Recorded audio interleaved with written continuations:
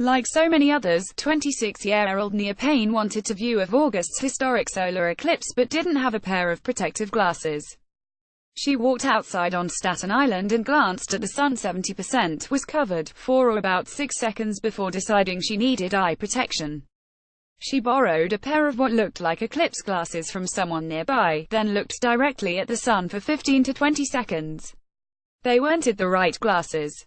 For 2 days after, Payne saw a black spot, shaped like a crescent similar to the eclipse itself, in the center of her vision. Finally, she went to the emergency room and was referred to the New York Eye and Ear Infirmary of Mount Sinai, where doctors performed a detailed scan of her retinas. Adaptive optics image of Payne's retina.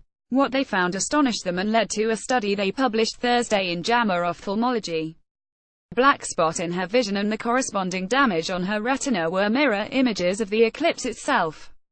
It proved that scientists' intuitions were correct in the theories of how the sun damages the eye. Avnish Deobacter, assistant professor of ophthalmology at Mount Sinai and co-author of the study, told The Washington Post in a phone interview.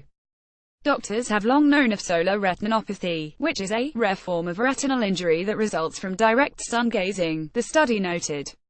It occurs when the sun's energy essentially burns the retina. It can happen even when the sun is obscured by the moon during a solar eclipse, because many of sun's rays still reach the earth.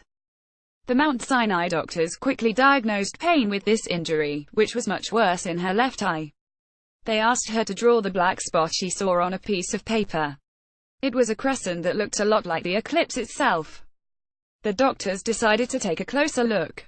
Mount Sinai has a precise imaging machine that uses adaptive optics, which can examine individual cells of the retina. The machine only recently became an ophthalmology tool. According to Deobacter, no previously published research showed what it found in patients whose eyes were damaged by a solar eclipse. The researchers looked closely at the photoreceptor layer of the retina, which is the part that takes in the sun's light and converts it to electrical energy so our brains can make sense of light. Deobacter said. The sun had burned a crescent onto her retina, just as in the image she drew. What we found is that the sun's rays had damaged the photoreceptor layer in a very specific pattern, like a crescent. Deobacter said. It really aligned with what she drew for us when we first saw her.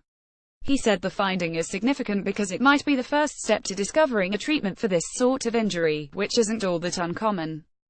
While most people instinctively turn away from the sun, and solar eclipses are extremely rare, the kind of laser pointers that kids and pet owners often play with can cause similar injuries.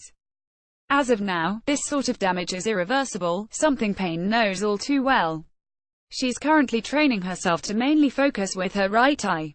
She has to sit close to the television to watch it, and reading remains a challenge. The black crescent never disappears, and there's an embarrassment accompanying it. So far, it's a nightmare, and sometimes it makes me very sad when I close my eyes and see it, Payne told CNN. It's embarrassing. People will assume I was just one of those people who stared blankly at the sun and didn't check the person with the glasses. It's something I have to live with for the rest of my life, she added. This study might be the first step to ensuring she doesn't.